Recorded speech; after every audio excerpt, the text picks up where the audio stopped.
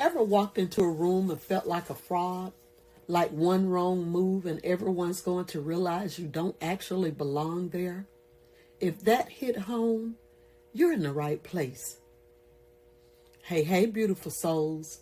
Welcome back to Mindset Mondays with the BAuthenticallyU Diva, your sacred space for real growth, real power, and the real you. Today, we're unpacking something that way too many brilliant women battle silently. And I know about this one, imposter syndrome. Let's clear this up from the jump. Just because you feel like an imposter doesn't mean you're one. In fact, it's often a sign that you're growing, you're stretching, you're expanding, you're saying yes to something your old self never imagined, and that's a good thing. So let's talk about that today.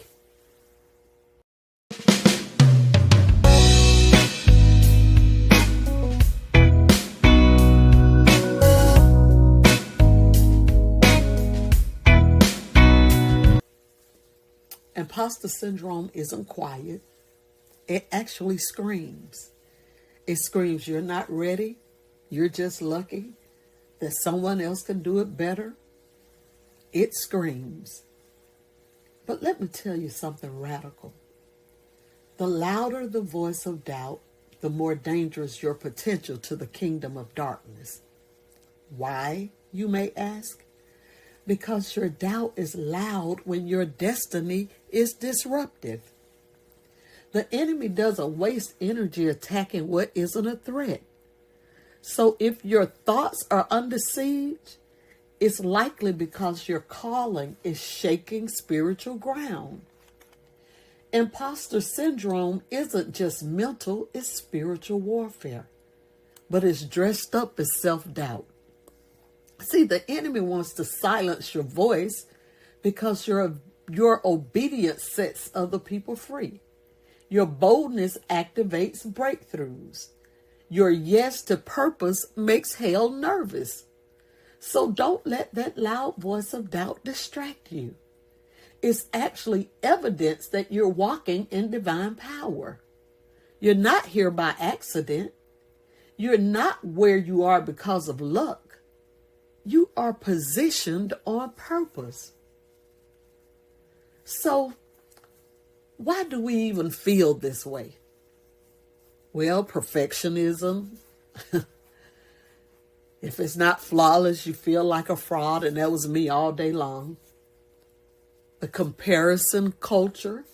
You scroll, they shine, and you suddenly shrink. Old wounds, a critical parent, a dismissive teacher, a moment you failed and never let yourself forget. It could be anything. But hear me. It's time to cut ties with those lies. But how do you do that? How do you rise out of imposter syndrome and into divine confidence? Well, first you got to name it. Say it out loud. This is imposter syndrome talking. Labeling it disarms it. Stack your truth. Keep a running list of your wins, testimonials, breakthroughs. Let the evidence of your journey silence the noise. Talk back with truth. When the voice of doubt says you don't belong here, you say, I was called here, equipped here, anointed here, and I am here. Anchor and purpose, because this is bigger than your fear. Someone is waiting on your obedience, not your perfection. Choose faith over your credentials. You might not have the title, the degree, or the years of service, but when God calls you, He qualifies you in ways that the world can't quantify. Sis, confidence doesn't come before the step. It's built in the stepping.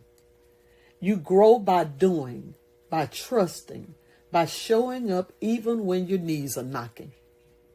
So here's your challenge. Move through it anyway. Submit the proposal, launch the idea, whatever it is. You are not an imposter. You are evidence of answered prayers. You are the manifestation of God's timing. And we need you to show up full of truth, full of light, and full of purpose. Okay? Anyway, ladies, that's it for today. With grace and growth, I'm the BAuthenticallyU Diva. Imposter syndrome may speak loudly, but it doesn't speak truth. The real you, the bold, brilliant, purpose-driven you, isn't an imposter.